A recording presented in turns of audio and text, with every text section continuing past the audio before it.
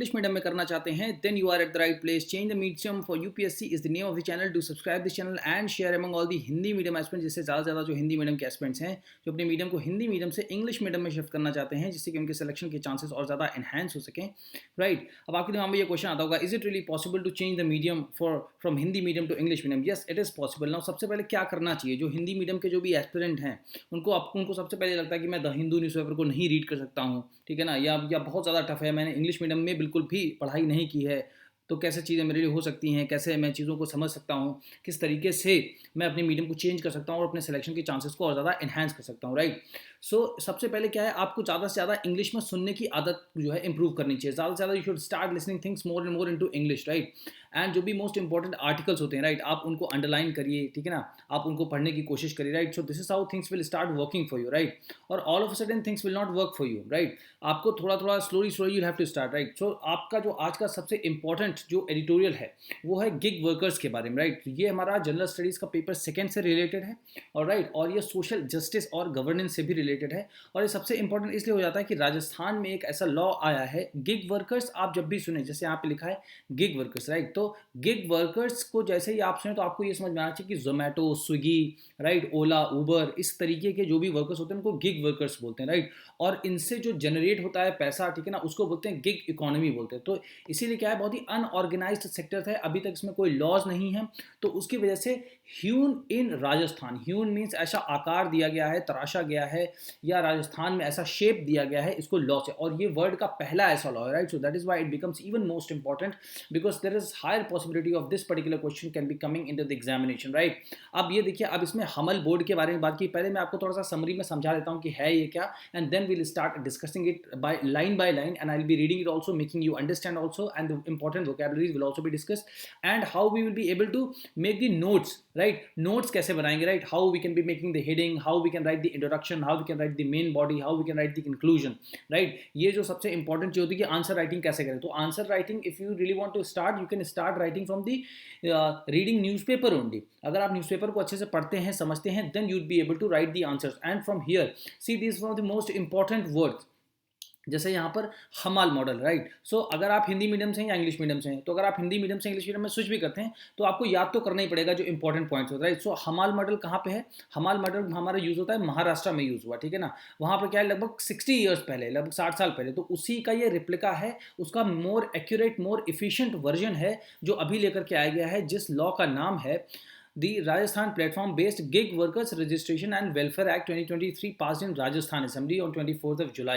Right, ये एक labour law है, ठीक है ना, ये एक लेबर लॉ है, ठीक है ना. तो लेबर लॉ मतलब क्या है, जितने भी गिग वर्कर्स हैं, जैसे जो जोमेटो है, जो स्विगी है, उनके वर्कर्स जो फूड को डिलीवर करते हैं किसी के डोर स्टेप पे, तो वो एक लेबर, एक तरीके की मेहनत होती है. राइट, सो उस मेहनत को अभी तक कोई आकार नहीं दिया गया था कि उनकी सोशल सिक्योरिटी क्या है, अगर वो इल हेल्थ का मतलब जो है शिकार हो जाता है, या उसे छुट्टी चाहिए, या कोई फाइनेंशियल उसके पास जो है कोई इमरजेंसी आ जाती है, कोई कोई ऐसी रिस्पॉन्सिबिलिटी आ जाती है, तो उस सारी चीज़ों के लिए कोई लॉ नहीं. जैसे कि आप मान लीजिए गवर्नमेंट सर्विसेज में है, ठीक है ना, तो आपको मेडिकल की फैसिलिटीज़ हैं, ठीक है, आपके बच्चों के लिए स्कूल के लिए एजुकेशन के लिए कुछ अलग से फंड है, ठीक है, तो हर चीज़ आपको ग्रेचुटी मिलती है, ठीक है ना. एक तरीके से जब आप रिटायर करते हैं तो आफ्टर मतलब retirement after 60 age, old age pension वगैरह की कुछ ना कुछ तो सुविधाएं हैं, बट ऐसे लोगों के लिए कौन सोचेगा कैसे आएंगी सब चीज़ें, ठीक है. तो यहाँ पे जो हमल मॉडल है वो महाराष्ट्र में सेम ऐसे ही प्रॉब्लम्स पहले जो हमारा अनऑर्गेनाइज सेक्टर के वर्कर हैं वो फेस कर रहे थे, ठीक है. उसके बाद वहीं से ये सारी चीज़ें, तो इसमें ये एक इंपॉर्टेंट बहुत नाम आता है, बाबा अधव, जो अभी वो 94 ईयर्स के हैं, ठीक है ना. और ये अब जाके एक मथाड़ी बोर्ड भी वहाँ पर बन गया है, जो कि बहुत बड़ा बोर्ड है, पुणे में है, ठीक है ना.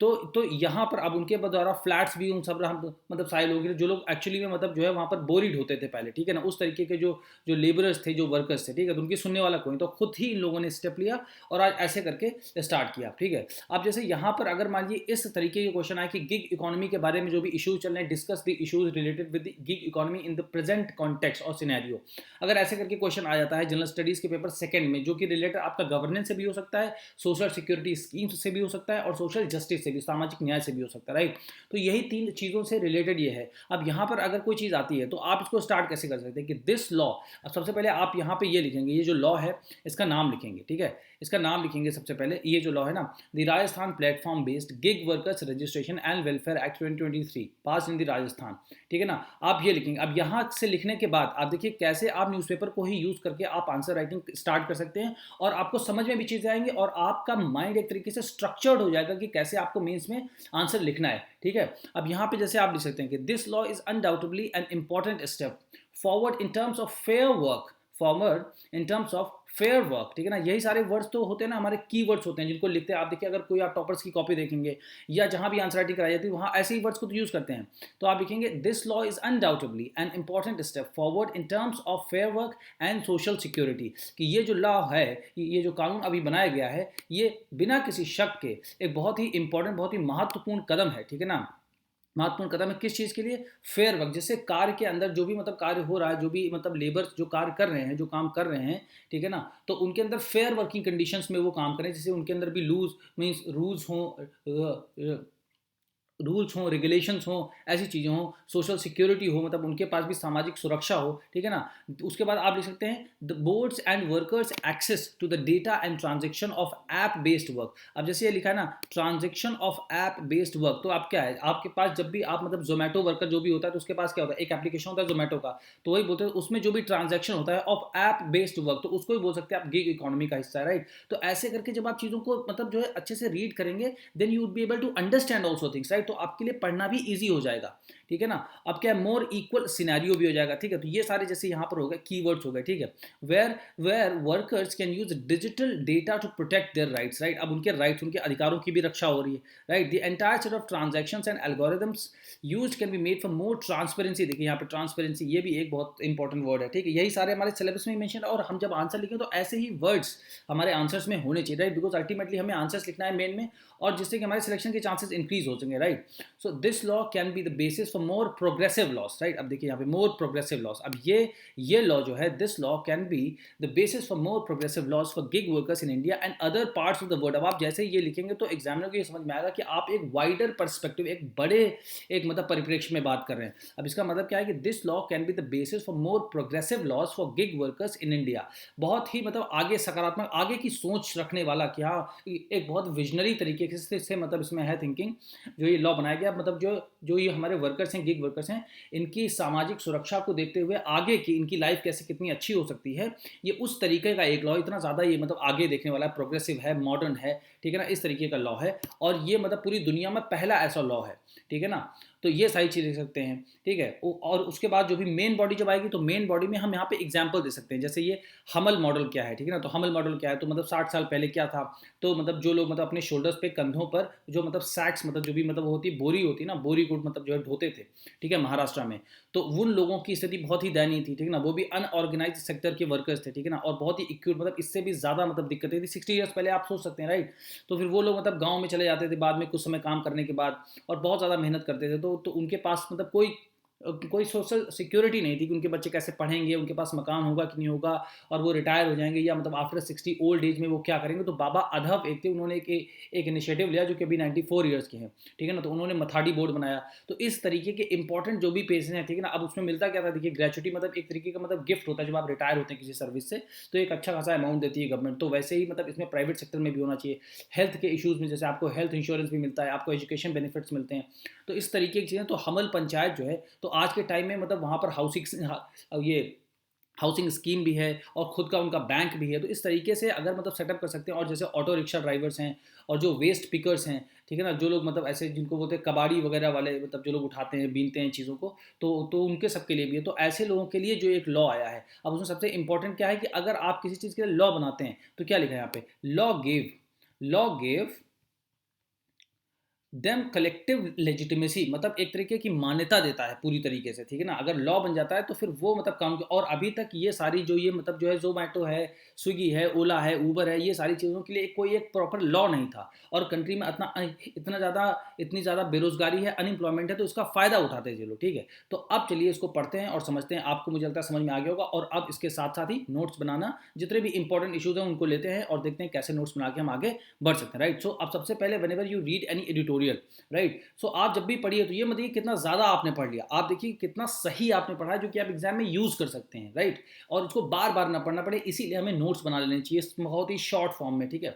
अब देखिए सबसे पहले when ever you read any editorial, first of all you should focus on the heading of that particular editorial so that you can have an idea that this particular editorial is going to be talking about what, right? What is the perspective of this particular editorial, right? What this has in its mind, right? So drawn from gig workers struggle, so मतलब drawn मतलब क्या है, निकाला गया या लाया गया या वहां से इंस्पायर्ड है। तो यहाँ से क्या है, फ्रॉम गिग वर्कर्स स्ट्रगल, तो जो ये मतलब गिग वर्कर्स है, मतलब आप हमेशा जैसे गिग वर्कर्स आपके माइंड में आए तो आप समझिए ओला, उबर, जोमेटो, स्विगी ऐसे करके जो भी प्लेटफॉर्म्स हैं, इनके जो वर्कर्स हैं उनको बोलते हैं गिग वर्कर्स, ठीक है ना। तो जो इनका संघर्ष है, ठीक है ना, फ्रॉम गिग वर्कर्स स्ट्रगल, तो फ्रॉम मतलब से, तो गिग वर्कर्स के संघर्ष से, ठीक है ना, जो निकला हुआ है, ड्रॉन, ठीक है ना, जो निकाला गया है वो क्या है, ह्यून इन राजस्थान। तो ये जो इनके संघर्ष से जो चीज़ें निकल के आई हैं उसको राजस्थान में, ह्यून मतलब एक शेप देना, किसी चीज़ को आकार देना। तो राजस्थान में एक लॉ बना करके इनके सारे जितने लोगों के संघर्ष हैं उनको मतलब जो है ध्यान में रखते हुए एक लॉ बना दिया गया राजस्थान में, ठीक है। तो अब आप इसको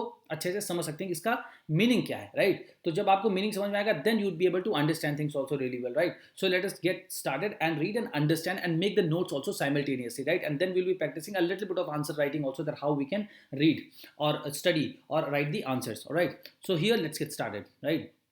So Rajasthan Platform Based Gig Workers Registration and Welfare Act 2023 passed in the Rajasthan Assembly on July 24th जुलाई को राजस्थान में Rajasthan platform based gig workers registration and welfare act को पास किया गया, is a powerful example of how labor laws draws its strength from workers' struggle and victories of the past, even as the workers of the world respond to new relationship of employees and workers' rights in the evolving future.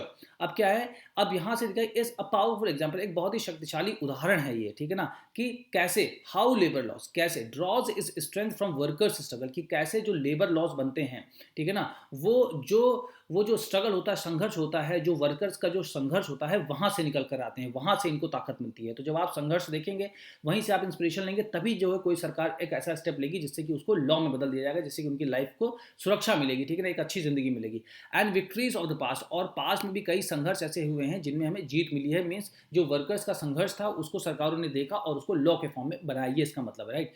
Even as the workers of the world respond to new relationship of employer, अभी क्या है, अभी तक जैसे कोई मतलब relationship नहीं है, जैसे एक बंदा एम्प्लॉयर है, वो मतलब हायर कर रहा है, ठीक है ना, जैसे मान लीजिए जोमेटो एक कंपनी है तो वो हायर करती है बहुत सारे पार्ट, तो वो उनको एम्प्लॉय नहीं बोलती, वो उनको पार्टनर बोलती है, ठीक है ना, जिससे कि क्या उनकी कोई रिस्पॉन्सिबिलिटी नहीं रहती है उस बंदे के ऊपर, अगर उसका एक्सीडेंट हो रहा है, कुछ हो जाए, तो वो लोग बोलते हैं कि ये तो हमारा पार्टनर है, साथी है, मतलब हम सब लोग मिल के कंपनी चला रहे हैं। तो ये जो रिलेशनशिप है उसको इसको ये बदल देता है, ये लोग ये बोलता है कि आप एम्प्लॉयर हैं और ये एम्प्लॉय हैं, तो मतलब आप एक ऐसी बड़ी कंपनी की आपकी रिस्पॉन्सिबिलिटी है आपके एम्प्लॉयर के लिए कि उसकी ज़िंदगी में अगर कुछ भी हो रहा है उल्टा सीधा तो आपको देखना है, समझना है, right. So the workers of the world respond to the new relationship, इसीलिए अब ये न्यू रिलेशनशिप हो गई है एम्प्लॉयर्स एंड एम्प्लॉय की, and workers rights in the evolving future. और यहाँ पे इवॉल्व मतलब क्या होता है, जिसका विकास हो रहा हो, तो मतलब जो है भविष्य में वर्कर्स के जो राइट्स हैं उनको मतलब जो है देखते हुए, जो हमारे पास नए नए चैलेंजेस आ रहे हैं उनको देखते हुए लॉ को बनाया गया है, right? Now the term gig draws its etymological origin from jazz musicians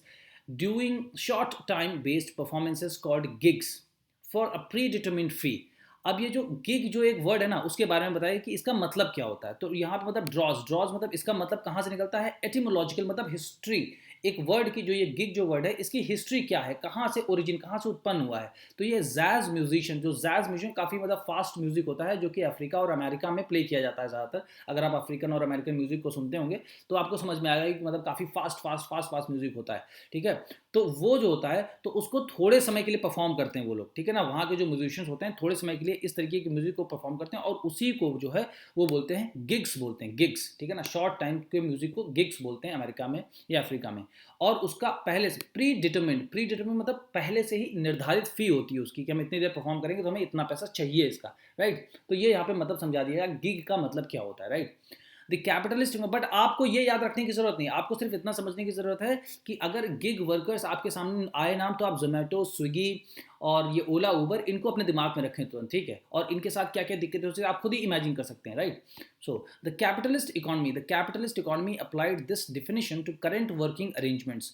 अब जो कैपिटलिस्ट इकोनॉमी है तो अभी तक क्या होता था कि ये मतलब जिस तरीके से काम करते हैं जो इनका अभी का करंट वर्किंग अरेंजमेंट्स है, जो ओला, उबर, जोमेटो, इन सारे जो जो ये मतलब इसमें जो वर्कर्स हैं, तो अभी तक इसमें क्या होता था, ये वाला इसमें अप्लाई होता था प्रिंसिपल कैपिटलिस्ट इकोनॉमी। तो कैपिटलिस्ट इकोनॉमी मतलब क्या है, government will not interfere, government will not interfere, market forces will decide on its own that how things will actually happen. So मतलब क्या है, सरकार इसमें बहुत ज़्यादा इंटरफेयर नहीं करेगी, ठीक है ना, सरकार इंटरफेयर नहीं करेगी, इसको बोलते हैं कैपिटलिस्ट इकोनॉमी। तो जैसे सिंगापुर है, यूएसए है, यूके है, ठीक है ना, जर्मनी है, इस तरीके की इकोनॉमी को क्या बोलते हैं, कैपिटलिस्ट इकोनॉमी बोलते हैं। तो इसीलिए यहाँ पर अभी तक कोई लॉ नहीं था, ठीक है। एंड अब इसकी वजह से क्या होता है, to escape from employer employee relationship of any kind, इसी वजह से स्केप मतलब निकल जाना, बच के निकल जाना। इसीलिए जो ये कंपनीज हैं, ओला है, उबर है, जोमेटो है, स्विगी है, ये सारे लोग ऐसे बच जाते थे कि एम्प्लॉय नहीं बोलते थे उनको, एम्प्लॉय की जगह देखो खुद तो एम्प्लॉयर हैं वो, ठीक है, ये कंपनीज हैं तो इनको एम्प्लॉय बोलेंगे, बट जो साथ में काम करते हैं वर्कर जो रोड पे, उनको एम्प्लॉयर नहीं बोलते, ये उनको बोलते पार्टनर हैं आप हमारे, राइट। अब जैसे आपको पार्टनर बना लिया तो आप भी सहभागी हो गए ना उस कंपनी में काम करने के लिए, तो आपके ऊपर उनकी कोई ज़्यादा रिस्पॉन्सिबिलिटी नहीं रह जाती, ठीक है। तो ये इसमें सबसे बड़ी कमी थी, राइट। तो एम्प्लॉयर, तो अब सबसे इंपॉर्टेंट पॉइंट क्या था कि भाई देखिए क्यों ये स्टार्ट हुआ, ये स्टार्ट ही क्यों हुआ। तो सबसे पहली दिक्कत क्या है कि जो यहाँ पे करंट वर्किंग अरेंजमेंट्स हैं, ठीक है ना, स्केप फ्रॉम दी, अब इसको यहाँ से नोट्स बनाएंगे, escape from employer employee relationship of any kind, ठीक है ना। अब एनी काइंड में नहीं लिखना, ये इतना लिखना है जितना सबसे इंपॉर्टेंट पार्ट है, ठीक है।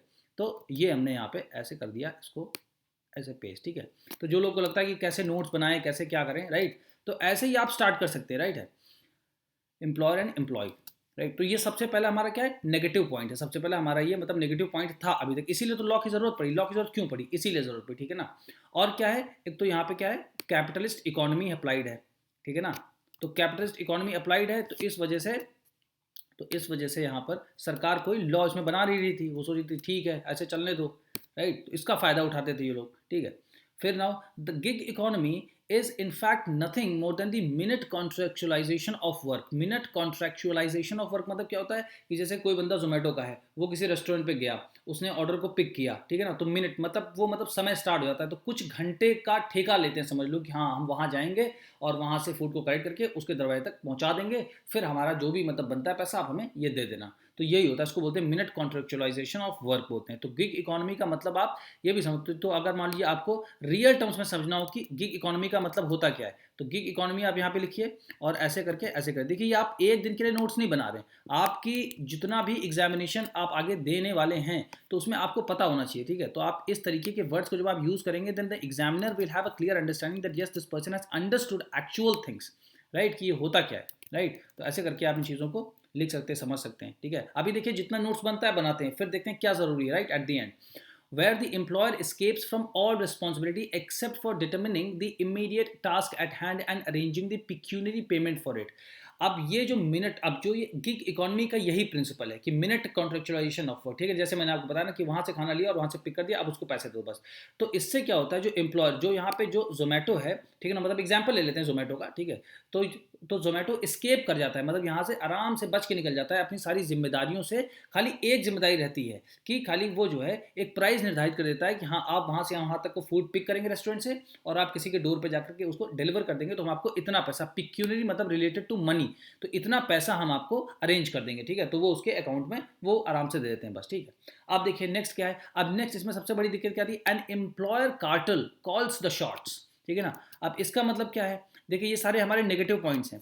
वैसे तो जो ये लिखा है an employer cartels calls the shot, तो कॉल्स द शॉट तो ये एक ईडियम है, जो यहाँ से यहाँ तक लिखा ना, ये एक ईडियम है, ठीक है ना। ईडियम मतलब एक मुहावरा है। इसका मतलब क्या है कि आप ही सब मतलब जो है सर्वे सर्वनाम, जो आप चाहेंगे वही होगा, आप ही सारे रूल्स बनाएंगे, सारे रेगुलेशन, जब मर्जी होगी तो रूल्स बदल देंगे, चेंज कर देंगे, कोई तो फर्क नहीं पड़ता। और एम्प्लॉयर कार्टल क्या होता है कि कंपनीज होती हैं, जैसे जोमेटो कंपनी है, स्विगी कंपनी है, ओला कंपनी है, तो ये सारे कंपनीज के ग्रुप को बोलते हैं एम्प्लॉयर कार्टल, जो कि एम्प्लॉय करते हैं ऐसे लोगों को, ठीक है। तो इनकी मनमानी चलती, कॉज द शॉर्ट मतलब मनमानी करना, जो मर्जी है सो हम जैसा चाहेंगे वैसा होगा। अब उसके बारे में लिखा, तो देखिए ये सारे नेगेटिव पॉइंट्स तो हैं। For example in the case of a transport based worker, तो अब देखिए ये सारे जैसे जो ओला उबर है वो क्या है, ट्रांसपेस्ड वर्क है ना, ट्रांसपोर्ट बेस्ड वर्कर है। तो जैसे एक जगह से दूसरी जगह आपको छोड़ते हैं, ड्रॉप करते हैं, पिक करते हैं, ड्रॉप करते हैं, ठीक है ना, पैसेंजर्स को।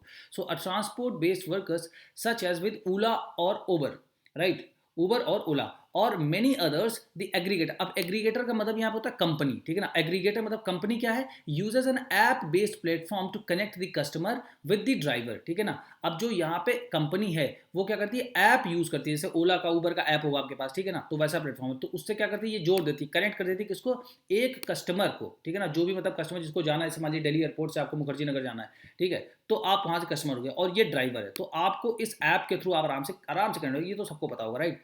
For which they take a healthy commission, ठीक है ना। अब ये तो उन्होंने करा दिया, क्योंकि देखिए जो बंदा गाड़ी चला रहा है उसी की गाड़ी भी है, वही ड्राइवर है, और आप एक अदर मतलब थर्ड पार्टी हैं, तो ये लोग उसके चक्कर में ऐप बनाने के बाद बहुत अच्छा खासा कमीशन भी लेते हैं, बहुत फायदा, बहुत मुनाफा भी कमाते हैं, राइट। तो ये दिक्कत है।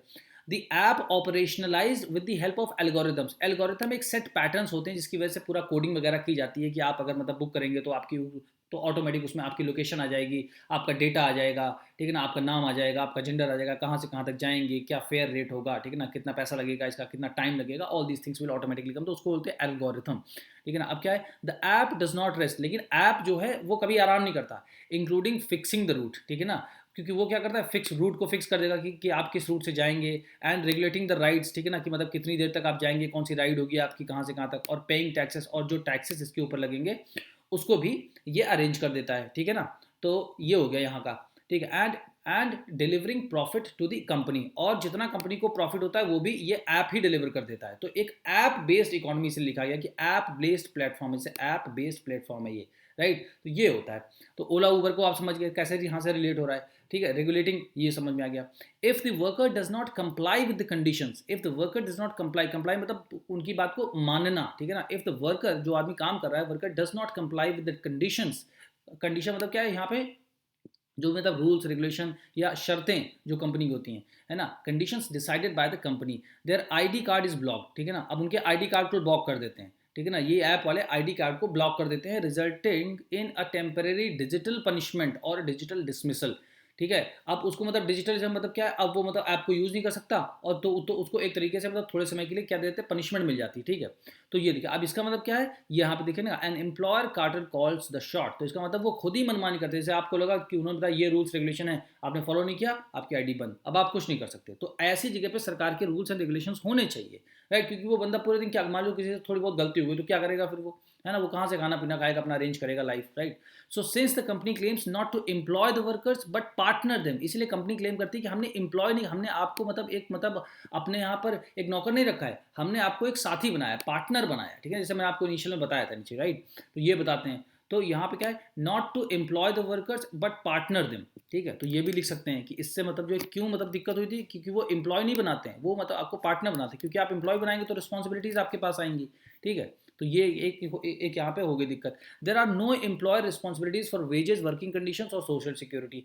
अब इसीलिए क्या है कि एम्प्लॉयर की जो मतलब उसके कि जो मतलब कंपनी है जो एम्प्लॉय करती है उसकी कोई जिम्मेदारी नहीं रहती कि उनको कितनी वेज मिलनी चाहिए, कितनी मिलती पूरे दिन में या नहीं मिलती, वर्किंग कंडीशन क्या होंगी, कितनी गर्मी है, कितनी ठंडी है, कैसा मौसम है, बारिश हो रही है, नहीं जा सकते, रोड पे पानी भरा, कोई फ़र्क नहीं पड़ता उनको। और उनकी सोशल सिक्योरिटी क्या है, कुछ उनको हो जाए, या अगर वो मान लो बहुत ज़्यादा मतलब मान लो कि मतलब हेल्दी नहीं है, और अगर मान लो वो मतलब नहीं आ सकते काम पे, कोई ज़रूरी काम है, तो उससे मतलब उनको कोई फर्क, तो उनकी सोशल सिक्योरिटी से भी कोई कंपनी को फर्क नहीं पड़ता। तो इस वजह से एक लॉ का आना जरूरी था, ठीक है। तो अभी तक हम नेगेटिव पॉइंट्स देखें, तो नीडलेस टू से मतलब कहने की जरूरत नहीं है, नीडलेस टू से का मतलब क्या होता है, कहने की जरूरत नहीं है। There are no shares of profit और company value that should accompany true partnership. और अब जब आप बोलते हैं पार्टनर हैं, तो क्या होता है, जितना फ़ायदा जोमेटो को होता है, क्या वो सारा का सारा फ़ायदा वो डिस्ट्रीब्यूट करते हैं अपने जितने भी पार्टनर्स बनाते हैं, जो लोग रोड पे चलते हैं वो जोमेटो वाले बंदे, तो क्या उनको बराबर प्रॉफिट देते हैं, नहीं देते हैं, ठीक है ना।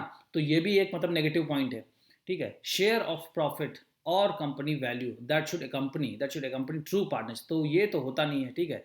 तो अब देखिए यहाँ से इसीलिए लॉ की जरूरत है। Around the world drawing inspiration and power from the architecture and legal regime of market fundamentalism. तो मार्केट फंडामेंटलिज्म जो है, मार्केट फंडामेंटलिज्म क्या है, मार्केट फंडामेंटलिज्म आप चाहे बोलो और चाहे आप बोलो कैपिटलिस्ट इकोनॉमी बोलो, जैसे ये यहाँ पे लिखा कैपिटलिस्ट इकोनॉमी, सेम चीज़ है। मतलब मार्केट सर्वे सर्वा है वो अपने आप ही चीज़ों को सेटल कर लेगा, ठीक है ना। अब तो मतलब क्या सरकार बहुत कम इसमें मतलब इंटरफियर करे। तो अब जो ये legal reason of market fundamentalism था, अभी तक मतलब जो है जितने भी मतलब पूरी दुनिया में जो कि इंस्पिरेशन मिली है, तो उसमें क्या है, and the power of the architecture and legal regime, तो मतलब क्या है, जिस तरीके के कानून जिस तरीके के मतलब बने हुए हैं, तो उनमें क्या है, मार्केट फंडामेंटलिज्म ही है। तो मार्केट फंडामेंटलिज्म भी हमारा एक बहुत इंपॉर्टेंट कीवर्ड हो जाएगा जिसको हम यूज़ कर सकते हैं कि मार्केट फंडामेंटलिज्म भी है। अब मार्केट फंडामेंटल क्या है कि मार्केट विल मतलब डिसाइड एवरीथिंग। आप मतलब सरकार उसमें कुछ नहीं बोलेगी, ठीक है। अब मार्केट डिसाइड, तो इसका मतलब क्या है, जोमेटो की जो मर्जी होगी वो करेगा। तो इसका मतलब कि यहाँ पे जैसे लिखा हो मार्केट फंडामेंटलिज्म, तो आप इसमें लिख सकते हैं यहाँ पर नो रूल्स, नो रूल्स, ठीक है ना, नो रूल्स एंड रेगुलेशन। तो अब जब रूल्स एंड रेगुलेशन नहीं है तो मार्केट तो अपनी मनमर्जी करेंगे, फंडामेंटलिज्म करेंगे, right.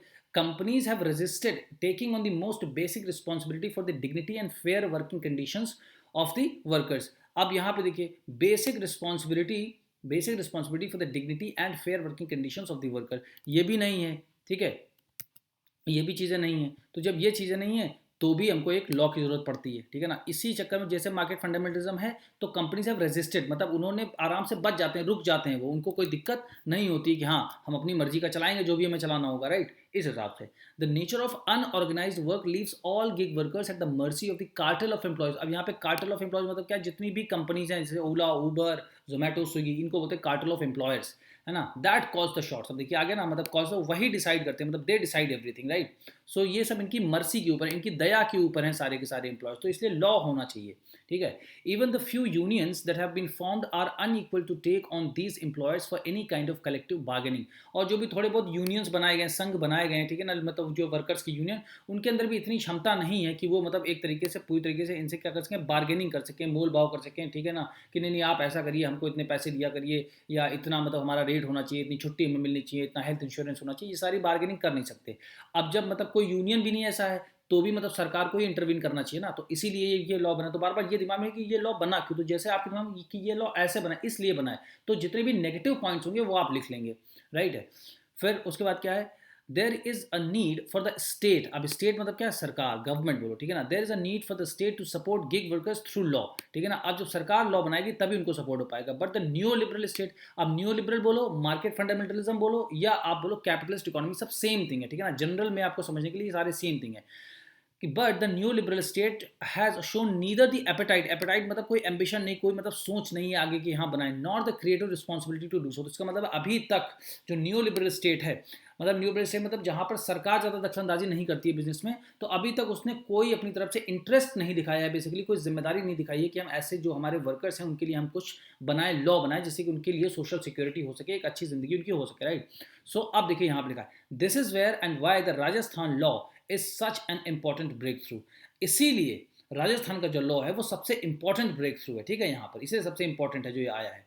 The workers there infant union, तो इन्फेंट मतलब क्या है, अभी जस्ट मतलब अभी स्टार्ट की है, मतलब यूनियंस अभी ज़्यादा एक्सपीरियंस नहीं है यूनियन में, राइट। जो संघ बनाए हुए हैं, ठीक है ना, जो मजदूर संघ हैं सब आए हैं, तो उनमें अभी बहुत ज़्यादा मतलब जस्ट स्टार्ट किया, मतलब ज़्यादा उनको टाइम नहीं हुआ है, ठीक है। तो जो वर्कर्स हैं और जो उनकी जो ये मतलब छोटी छोटी जो यूनियंस बनाई है, और जो सिविल सोसाइटी है, ठीक है ना, जो सिविल सोसाइटी है ना, वो, और जो सिटीजन ग्रुप हैं जो उनको सपोर्ट करते हैं, made a demand that even the aggregators, अब यहाँ पे एग्रीगेटर्स मतलब क्या, कंपनी, जितनी भी कंपनीज हैं, Ola, Uber, Zomato, Swiggy, could not refuse. अब ऐसी डिमांड्स इन सब ने बनाई है, वर्कर्स ने और उनके इन्फेंट यूनियंस ने और सिविल सोसाइटी ने और सिटीजन ग्रुप ने, कि जिससे कि अब कंपनीज उनकी डिमांड को रिफ्यूज नहीं कर सकती, क्योंकि अब ये चारों लोग साथ आ गए, ठीक है।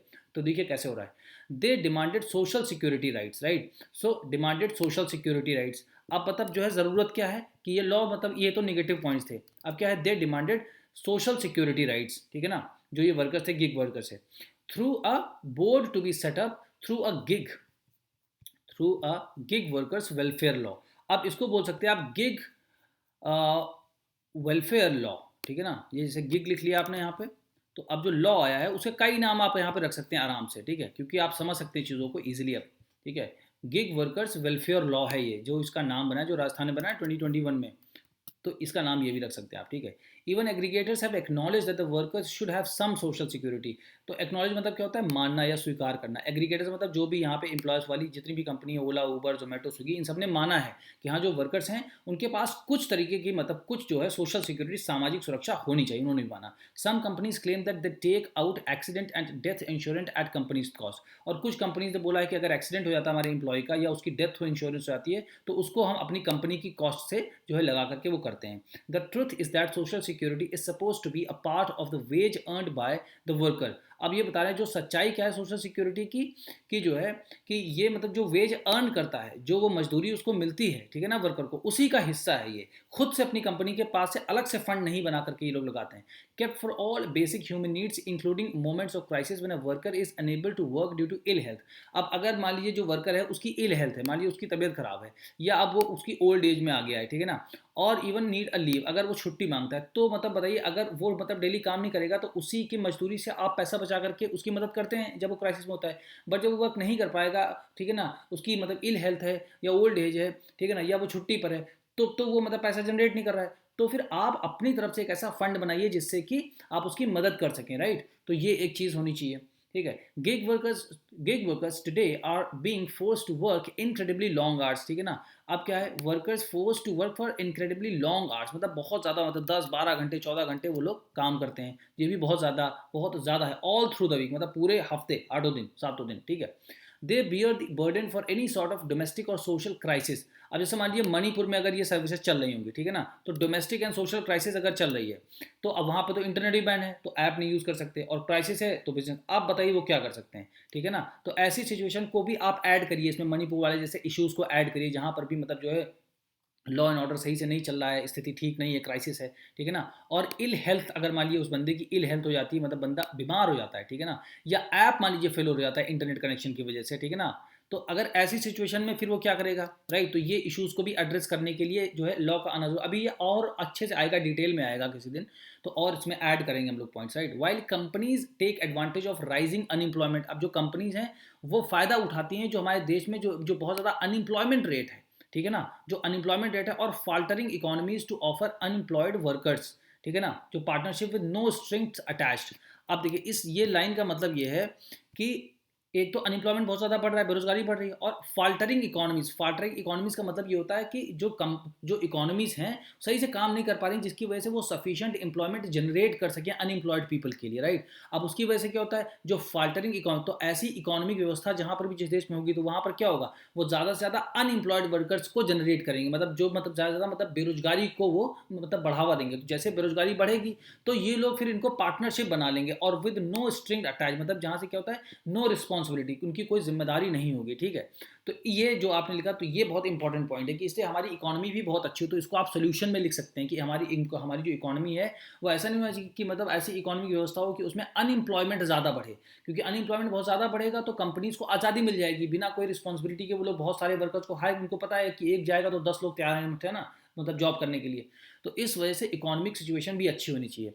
So how has the Rajasthan law drawn from workers struggle of the past to formulate a law that will protect workers into the future। अब राजस्थान के लॉ के बारे में यहाँ से बात की जा रही है कि राजस्थान के लॉ ने कैसे मतलब जो है जो स्ट्रगल ऑफ द पास्ट है, जो वर्कर्स हैं उन्होंने कैसे मतलब पास्ट में स्ट्रगल किया कि जिसकी वजह से आज ये लॉ बनाया गया है, और फ्यूचर में जो ये जितने भी वर्कर हैं इनके फ्यूचर को वो और सुरक्षित करेगा। तो अब यहाँ पे एग्जांपल देंगे जो हमल मॉडल है, ठीक है ना। अब देखिए ये भी क्वेश्चन सेम टू सेम ऐसे ऐसे लिख करके आ सकता है कि how has the Rajasthan law drawn from workers struggle of the past to formulate a new law और a law that will protect workers into the future. ये भी क्वेश्चन आ सकता है, तो ये आप इसको ऐसे लिख सकते हैं कि ये हमारा सीधे सीधे ऐसे क्वेश्चन आ गया, ठीक है ना। तो ये भी क्वेश्चन हो सकता है। इसी तरीके से जब आप अप्लाई करेंगे अपने माइंड को, देखिए कोचिंग वोचिंग करने से कुछ होगा नहीं, कोचिंग करना ठीक है ज़रूरी है, बट आप खुद से अगर इस तरीके की मेहनत नहीं लगाओगे तो आप एग्जाम में लिख नहीं पाओगे, आपको कुछ समझ में नहीं आएगा कि क्या करना है, ठीक है। तो ऐसे हमारा ये बन सकता है क्वेश्चन, ठीक है, ये क्वेश्चन हमारा बन सकता है इस तरीके से, ठीक है। अब देखिए अब इस क्वेश्चन में आप कहाँ से स्टार्ट कर सकते हैं, आप यहाँ से भी स्टार्ट कर सकते हैं। देखिए कोई इसका एक रूल नहीं है कि आप यही लिखेंगे या ऐसे ही स्टार्ट करेंगे, ठीक है, क्योंकि आप अपने आप को रियल टाइम सिचुएशन में इमेजिन करिए कि जब आपके सामने पेपर होगा तो कैसे आप लिखना शुरू करेंगे। तो इतना आप सोच के नहीं जा सकते पहले से, बट आपको पॉइंट और एक आइडिया अपने माइंड में फिट करना है, स्ट्रक्चर, ठीक है। तो उसी के लिए एग्जाम्पल, अब जैसे क्या है दी हमल मॉडल, ठीक है ना। अब ये जो हमल मॉडल या हमाल मॉडल है, ठीक है, अब इसको कैसे करेंगे हम लोग, इसको हमने लिख लिया, ये एग्जाम्पल। अब ये होता क्या है कि मोर देन 60 ईयर्स को, 60 साल पहले, पीपल हु कैरीड सैक्स, सैक्स मतलब होती है बोरी, ठीक है ना, जो होती है ना 50 मतलब किलो या 1 कुंटल की बोरी होती है, ऑन देयर हेड और शोल्डर्स, अपने कंधों पर, तो उनको हम हमाल्स बोलते थे, मतलब बोरी ढोने वाले लोगों को, जिनको यहाँ पल्लेदार वगैरह बोला जाता है यूपी या बिहार में, तो उनको महाराष्ट्र में हमाल बोला जाता है, ठीक है ना। Formed a union called the हमाल पंचायत, तो ऐसे जो वर्कर्स थे उन्होंने एक हमाल पंचायत बनाई, ठीक है ना, महाराष्ट्र में। They face the same set of problems that most unorganised sector workers face, ठीक है। अब हमाल पंचायत इन महाराष्ट्र, आप ये भी लिख लो ऐसे करके, ठीक है। अगर मान लीजिए प्री में क्वेश्चन आ गया, is it related with what, right, so you will be having an idea that yes this is related with the Maharashtra, right. They face the same set of problems, अब वही सेम प्रॉब्लम इनको भी face हो रही थी जो unorganised sector workers हैं, जैसे कि जोमेटो, स्विगी, ओला, उबर वाले को, but in more acute form, और ज़्यादा तीव्र, मतलब और ज़्यादा इन लोग को दिक्कत हो रही थी, ठीक है, एक्यूट फॉर्म में थी। They had no single workplace, they had no single workplace, ठीक है। अब एक कोई जगह नहीं थी जहाँ पर ही जाकर के काम कर सकें, ठीक है, और ना ही कोई एक एम्प्लॉय, ना ही कोई एक इनका एम्प्लॉयर होता था जो इनको नौकरी देता था, ठीक है। द एम्प्लॉयर्स वर मर्चेंट्स, अब जो तो मतलब लोग इनको नौकरी देते थे वो लोग व्यापारी होते थे, ठीक है ना, मर्चेंट्स मतलब होता है व्यापारी, ठीक है, वो लोग व्यापारी होते थे। द वर्कर, अब देखिए स्टोरी की तरह समझ लिए तो ये चीज़ तब आप इसको यूज़ कर पाएंगे। The workers from poor and mostly Dalit और other backward classes families from the rural hinterland, अब हिंटरलैंड मतलब क्या होता है, किसी गांव के भी अंदर का जो इलाका होता है, तो ये सारे जो वर्कर्स थे, ये लोग ज़्यादातर अदर बैकवर्ड मतलब ओबीसी क्लास से थे, एससी एसटी क्लास से थे, और ये दलित थे और ये गरीब थे, ठीक है ना। और ये रहते कहाँ थे, बहुत ही ज़्यादा गाँव के दूर दराज इलाकों में रहते थे। So after earning for a short period, मतलब कुछ वक्त के लिए ये अर्न करते थे, when their bodies could no longer take the back breaking work, मतलब बैक ब्रेकिंग मतलब कमर तोड़ देना, इतना ज़्यादा मेहनत वाला काम था, तो कुछ समय के लिए वर्क करते थे, लेकिन जब उनकी बॉडी सपोर्ट नहीं करती थी उनको, ठीक है ना, तब वो अपने मतलब गाँव चले जाते और वहाँ वो जाकर के गायब हो जाते, मतलब फेड अवे मतलब गायब हो जाते कि अभी वापस आते थे नहीं, क्योंकि इतने हेल्थ इश्यूज हो जाते थे उनको, ठीक है।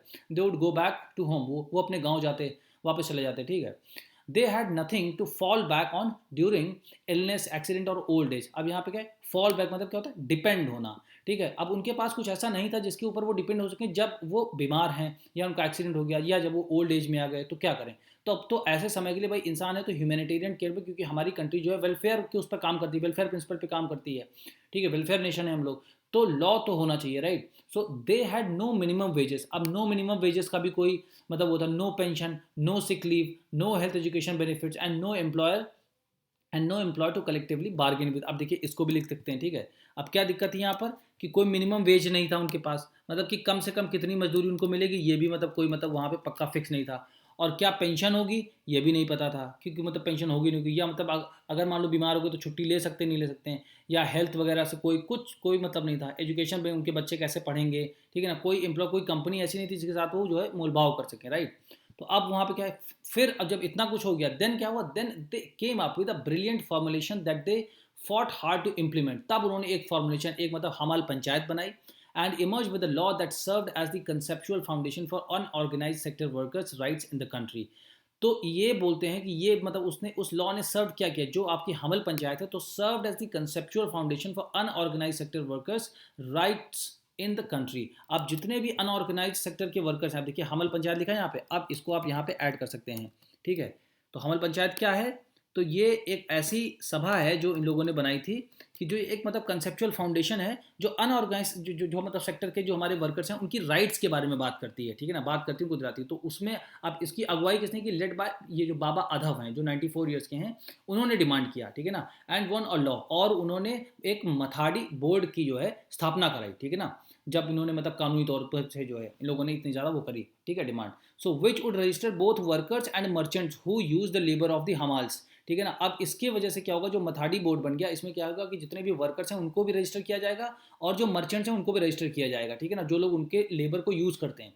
सो एवरी शॉपकीपर वॉज रजिस्टर्ड, हर एक शॉपकीपर को भी रजिस्टर्ड किया गया इसमें। Required by the law to deposit the workers wage and levy on every sack carried with the board.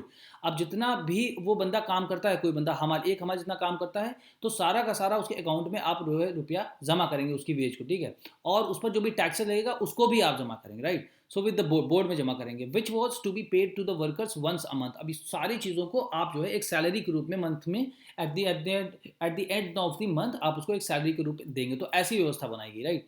The levy acknowledge to be part of their price of the piece rate wage, ठीक है ना, जो इनकी piece rate veg होती है कि भाई इतने के लिए इतना पैसा हम लेंगे, तो उस हिसाब से भी इसमें जो है इस चीज़ को स्वीकृति दी गई। Was to be was to be use for social security schemes and programmes. तो अब इन सारी चीज़ों को social security schemes and programmes में भी लॉन्च किया गया and manage by the board, ठीक है ना, जिसको बोर्ड मैनेज करता था। दीज इंक्लूड, अब क्या उनको सोशल सिक्योरिटी स्कीम्स और जो प्रोग्राम्स होते हैं, ठीक है ना, अब उसमें मिलता क्या था, अब उसमें जो इन लोगों को मिलता था उसको देखते हैं ग्रेचुटी। तो ग्रेचुटी मतलब क्या होता है, आपने सुना होगा जो लोग मतलब गवर्नमेंट सर्विस से रिटायर होते हैं उनको मिलती है ग्रेचुटी। तो ग्रेचुटी एक तरीके का मतलब गिफ्ट होता है गवर्नमेंट के साइड से, एक अच्छा खासा amount at the end of the service देते हैं जब वो रिटायर होते हैं, ठीक है। तो क्या होता है, तो ये क्या मिलेगा इनको, ग्रेचुटी मिलेगी, हेल्थ एंड एजुकेशन बेनिफिट्स मिलेंगे, ठीक है ना, जो कि अभी तक इम्पॉसिबल थे। अब ये सारी चीज़ें इनको मिलेंगी, ठीक है ना, कि मतलब कंसिडर इम्पॉसिबल टू सिक्योर, ठीक है। So effective was this law that the hamal panchayat has its own bank. अब क्या है, आज के टाइम में हमल पंचायत की खुद की एक बैंक है, इतना अच्छा ये लॉ था, और उनकी हाउसिंग स्कीम फ्लैट्स भी हैं हमाल्स के लिए, ठीक है ना, और स्कूल्स भी हैं जहाँ उनके बच्चे पढ़ते हैं। तो अब देखिए इनकी सोशल सिक्योरिटी हुई कि नहीं हुई। तो हमाल example is very very important, ठीक है। It has even set up unions for others which include auto rickshaw drivers and जो है वेस्ट पिकर्स, ठीक है। तो ऑटो रिक्शा ड्राइवर्स और वेस्ट पिकर्स के लिए भी इन लोगों ने ही जो है कुछ क्या बना दिया, इन लोगों ने उनके लिए भी एक यूनियन बना दिया कि ऑटो रिक्शा वालों को भी अगर नहीं परेशान करे तो उनकी लाइफ में क्या होना चाहिए सही से, ठीक है। The board brought them together, the law gave the law gave them collective legitimacy, right. So collective legitimacy इनको मिलेगी, ये एक हमारा कीवर्ड है, इसको आप नोट कर सकते हैं, ठीक है, कि जब ये लॉ बना तो कलेक्टिव लेजिटिमेसी हो गई। The capacity to secure the social security money and true partnership in the union allowed them to create some of the most innovative social security, some of the most like some of the most social security benefits from their own legitimate wages। उनके खुद के मतलब उनके खुद की कमाई से, ये बनाई गई एक बहुत ही इनोवेटिव टाइप की स्कीम है, राइट। तो ये भी अब मतलब लिख सकते हैं हमाल के बारे में थोड़ा सा कुछ पॉइंट्स को, ठीक। Then for the record no merchant और एम्प्लॉयर सफर्ड लेट अलोन।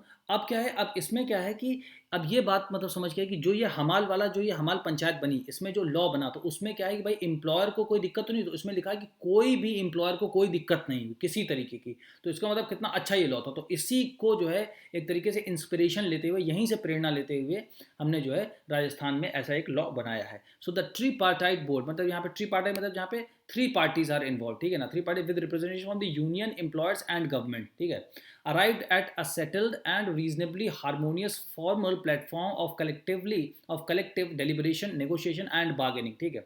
तो अब जब यहाँ पे तीनों लोग आ गए, यूनियंस भी एक साथ में हो गए, एम्प्लॉयर्स भी हो गए और गवर्नमेंट हो गए, ठीक है। तो अब आप इसको यहाँ पे ऐसे कॉपी करके लिख सकते हैं कि ये मतलब एक ट्रीपार्टाइट बोर्ड है, ठीक है ना, जिसका गठन किया गया है। ऐसी चीज़ों को आप समझ सकते हैं, ठीक है। और जिसकी वजह से एक सही तरीके से क्या हो सकता है, आप इसमें आराम से बातचीत हो सकती है, डेलिब्रेशन मतलब आराम से बातचीत हो सकती है, नेगोशिएशन मतलब मुँह तो और जो बार्गेनिंग मतलब की जा सकती है, भाई इनको इतना मतलब देना चाहिए, आज के टाइम में इतनी इन्फ्लेशन है तो मतलब उस हिसाब से इतना ज़्यादा रेट बढ़ाना चाहिए, right. So today the Pune union still sets the standard, 250 unions in the federation with labour membership more than 1 lakh in this. अब 1 लाख लेबर जो है इससे यहाँ पर जुड़े हुए हैं, जिसको बोलते हैं पुणे यूनियन, ठीक है। तो पुणे यूनियन का भी एक एग्जाम्पल है, आप इसको यूज़ कर सकते हैं। तो ये हमाल का ही मतलब एक जाके बहुत बड़ा ब्रॉड रूप में, तो इसको बोलते हैं पुणे यूनियन, राइट। अब enabling fair work and security, अब उसके वजह से हुआ क्या, अब जब ये लॉ बन गया, राइट, अब जब ये लॉ बन गया तो इसकी वजह से हुआ क्या, देखिए इसको थोड़ा सा इंक्रीज कर लेते हैं so that we can revise at the last end, right. ये हो गया, ठीक है। सो ऐसे ही करके आप जब छोटे छोटे ये एग्जाम्पल्स को बनाएंगे तभी आप चीज़ों को समझ पाएंगे, राइट। अगर आप जो है सिर्फ उस पर डिपेंड रहेंगे कि नहीं नहीं कोचिंग से पढ़ेंगे सिर्फ, तो सिर्फ और सिर्फ वहाँ से नहीं हो पाएगा, आपको खुद से मेहनत करनी पड़ेगी। और आप लिखने की अगर आपको अंदर से कि मुझे आंसर राइटिंग स्टार्ट करनी है जितनी जल्दी मैं चाहूँ, तो आप यहाँ से स्टार्ट कर सकते, ना कि आप एनसीईआरटी पढ़ के आप आंसर नहीं लिख सकते तुरंत, क्योंकि उसके लिए आपको पूरा का पूरा एक अच्छे से वो होना चाहिए, पूरा चैप्टर कंप्लीट होना चाहिए, right. So now let's come back on to the point. So अब इनेबलिंग फेयर वर्क, अब जो लॉ आ गया है तो उसकी वजह से क्या होगा, इनेबलिंग फेयर, अब इससे क्या होगा, वर्क फेयर होगा और सिक्योरिटी होगी। So the Rajasthan campaign for app based gig workers borrowed this formulation. अब राजस्थान का जो ये कैंपेन चला था, ठीक है ना, उसमें app based gig workers borrowed this formulation and began its campaign with a demand centred around social security, right. अब सोशल सिक्योरिटी चाहिए, तो social security it is the most important point in this, की why this particular law has been brought in, क्योंकि social security बहुत important है सारे के सारे वर्कर्स के लिए, right. So it convince the ruling party, जो रूलिंग पार्टी उसको भी इन्होंने कन्विंस किया, सारे मतलब जो वर्कर्स हैं, ठीक है ना, including the Rahul Gandhi during the Bharat जोड़ो यात्रा, जब राहुल गांधी जी भारत जोड़ो यात्रा कर रहे थे तो उनको भी कन्विंस किया, बताया। और स्टेट के चीफ मिनिस्टर अशोक गहलोत जी को भी समझाया, बताया, अपनी बात रखी। और ब्यूरोक्रेट और जो नौकरशाही है, जो आईएएस ऑफिसर्स हैं, जो इन सारे डिपार्टमेंट से डील करते हैं, उनको भी उनके सामने भी अपनी बात रखी, that a board and social security fund funded through a fee on every transaction was a powerful way forward in dealing with the social security rights of the gig workers. ठीक है ना, ये आप लिखिए कि अब बोर्ड ऑफ सोशल सिक्योरिटी, अब इसका मतलब ये होता है यहाँ से यहाँ तक कि एक बोर्ड बनाया जाए जिसको सोशल सिक्योरिटी फंड नाम दिया जाए। अब उस फंड में पैसा कहाँ से जाएगा कि जितनी बार भी हम एक जगह से फूड को डिलीवर करेंगे तो जो उसका पैसा आएगा उसमें से थोड़ा सा फंड निकाल करके हमारी सोशल सिक्योरिटी स्कीम्स में जमा कर दिया जाए। ठीक है, तो ये इसका मतलब होगा, तो आप इसको भी यहाँ पर ऐसे लिख सकते हैं। ठीक है, the result is the breakthrough act. अब इसकी वजह से क्या हुआ, जो ये सारी बात को माना समझा गया यहाँ पर, तो उसकी वजह से एक एक्ट बन गया, एक लॉ बन गया। अब it is certainly the first such law in the country and perhaps the first gig workers specific social security law in the world. मतलब ये मतलब ऐसी संभावना है कि ये मतलब पूरे कंट्री में तो गिग वर्कर्स का पहला लॉ है ही, बट ये पूरे वर्ल्ड में भी हो सकता है पहला ऐसा लॉ हो। ठीक है, the app based nature of platform based gig workers also allow the Mathadi Act principles to be applied in a far more accurate and efficient form। अब जो मथाडी, जो ये हमल वाले लोग थे ना महाराष्ट्र के, उनका तो जो उनका एक्ट है उसको बोलते हैं मथाडी एक्ट प्रिंसिपल। तो जो मथाडी एक्ट है उसके भी प्रिंसिपल को जो ये लॉ बनाया गया राजस्थान में, इसमें अप्लाई किया जाए। सो ऑल एग्रीगेटर्स, एग्रीगेटर्स मतलब जितनी भी कंपनी है, Ola, Uber, Zomato, Swiggy, right, all aggregators operating in the state, तो जितने भी राजस्थान में ऑपरेट कर रही हैं ये सारी कंपनियां मस्ट बी रजिस्टर्ड। इन सारी कंपनीज को रजिस्टर्ड किया जाना चाहिए इस एक्ट के अंतर्गत। अब ठीक है, all workers on boarded on their platform must be registered with the board. और जितने भी वर्कर्स हैं जो काम कर रहे हैं यहाँ राजस्थान में, उनको भी रजिस्टर किया जाना चाहिए। अब देखिए ये सिर्फ राजस्थान में होगा, ऑल ओवर इंडिया नहीं होगा। अब जब सेंट्रल गवर्नमेंट बनाएगी, जब मोदी सरकार ये लॉ बनाएगी, ठीक है ना, पार्लियामेंट से भी पास होगा, तब इसकी एप्लीकेबिलिटी थ्रू आउट इंडिया होगी। तो अभी तो ये राजस्थान में है। ठीक है, सो ये हो गया। ठीक है, and worker can view their own data and transaction. तो ट्रांसपेरेंसी भी हो गई है कि जिसकी वजह से अपना खुद का डेटा वो देख सकता है कि कितना ट्रांजेक्शन हुआ, right. The board can serve as an independent grievance redressal mechanism. ठीक है, ये भी लिख सकते हैं, देखिए रिड्रेसल ग्रीवांस, देखिए independent grievance redressal mechanism, right. तो ये सारे जो इंपॉर्टेंट कीवर्ड्स हैं यही सारे यूज होते हैं, इसी से आपको मार्क्स मिलेंगे। This law is undoubtedly an important step forward in terms of fair work and social security. तो ये भी आप लिख सकते हैं, यहाँ से यहाँ तक भी आप लिख सकते हैं।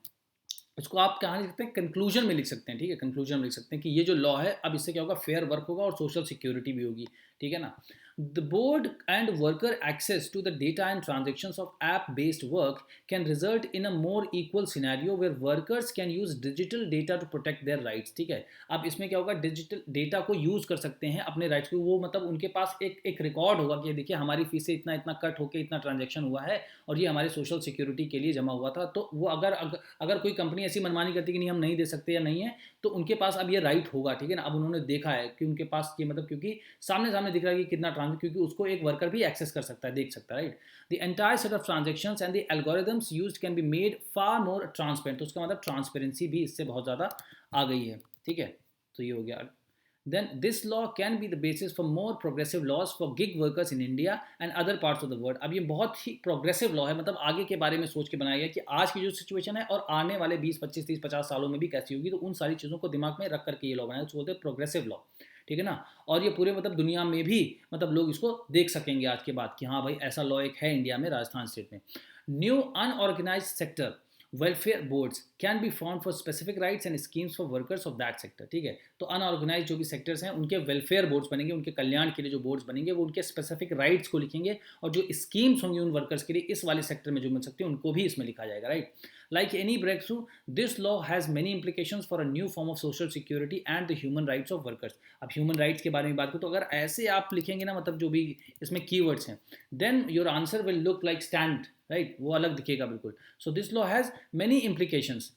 इसके बहुत सारे मतलब परिणाम निकल के आएंगे। क्या होगा, एक नई तरीके की सोशल सिक्योरिटी मिलेगी उनको, और ह्यूमन राइट्स और जो मानवता के जो राइट्स होते हैं एक मतलब हर एक इंसान के, वो भी मतलब सुनिश्चित किए जाएंगे। So as we face the next level of threats to workers and work, so as we face the next level of threats to workers and work, including the use of artificial intelligence। अब जैसे artificial intelligence आ गया तो उसकी वजह से बहुत सारे बोलते हैं ना कि बहुत सारे लोगों की जॉब्स मतलब चली जाएंगी। तो जो खतरा है, threats to workers, threats मतलब खतरा, जो खतरा है वर्कर्स को, this should serve as an inspiration that fair and creative work is intrinsic to human nature। अब इस लॉ के आने की वजह से ये हो जाएगा कि मतलब कुछ काम ऐसे हैं जिसको केवल ह्यूमन ही कर सकते हैं। तो इंट्रिंसिक मतलब ह्यूमन के अंदर ही समाहित हैं ऐसी चीज़ें कुछ, है ना, जिनको ह्यूमन ही कर सकते, उसको आर्टिफिशियल इंटेलिजेंस नहीं कर सकता। अब आर्टिफिशियल इंटेलिजेंस के लिए एक मतलब आपको रोबोट रखना पड़ेगा। वो रोबोट किसी जाएगा मतलब रेस्टोरेंट से ऑर्डर को पिक करेगा, फिर उसको पता होना चाहिए कि आपका घर का एड्रेस कहाँ है, उसको बाइक चलाना भी आना चाहिए, ठीक है ना, रोड पे कैसे चलते हैं, मतलब इतना सारा हाई लेवल का रोबोटिक्स आप कैसे बना सकते हैं, राइट। तो आर्टिफिशियल इंटेलिजेंस जो इंसान है उनको कभी रिप्लेस नहीं कर सकता है, राइट, ऐसे क्षेत्र में। तो आप यहाँ भी एक ऐसे एग्जाम्पल को यूज़ कर सकते हैं। And machines can not only be put to use for people, है ना। और मशीन्स को मतलब जैसे मैंने बताया ना कि एक रोबोट जो है खाना एक रेस्टोरेंट से ला करके आपके डोर स्टोर पर नहीं डिलीवर कर सकता, and also by the people. और लोगों के द्वारा भी आर्टिफिशियल इंटेलिजेंस को पूरी तरह नकारा नहीं जा सकता, मतलब लोगों के द्वारा भी लोगों को नहीं हटाया जाता।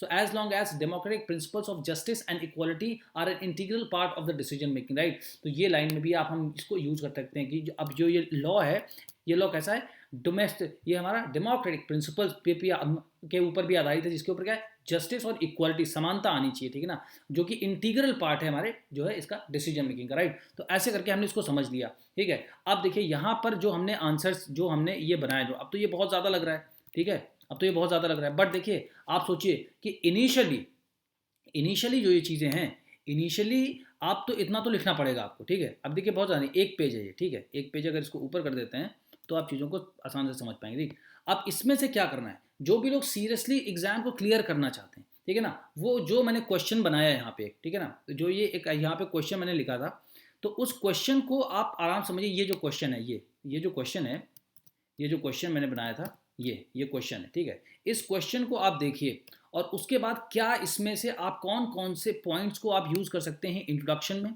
ठीक है। फिर यहाँ से कौन कौन से पॉइंट आप यूज़ कर सकते हैं मेन बॉडी में, और फिर यहाँ से कंक्लूजन में कौन कौन से पॉइंट आप यूज़ कर सकते हैं। इसको लेकर के चैनल पे एक व्हाट्सएप नंबर है 7080507433, आप उस पर स्क्रीनशॉट लेकर के अपने नंबर अपने अपने आंसर को सेंड कर सकते हैं। I will evaluate and send it back to you, right. So this is how you can start, this is how you can start, और कोई इसका अलग से तरीका नहीं होता, right. So if you have understood up to here, so see you in the next video.